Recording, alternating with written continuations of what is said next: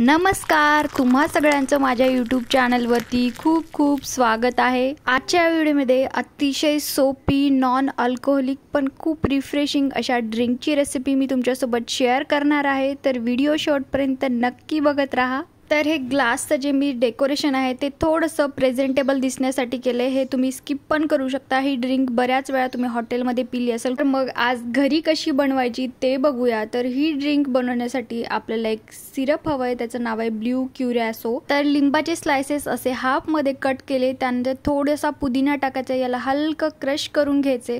त्यानंतर इथे मी sugar syrup टाकले, तुमच्याकडे जर नसेल तर तुम्ही साखरही टाकू शकता। त्यानंतर आपल्याला यामध्ये हे ब्लू क्युरॅसो सिरप ॲड करायचे आणि सिरप ॲड केल्यानंतर यामध्ये आपल्याला सोडा टाकायचा आहे।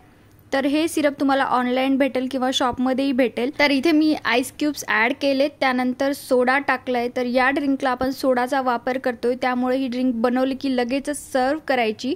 ही ड्रिंक अल्कोहोल फ्री आहे, यामध्ये कुठलेही अल्कोहोल नाहीये।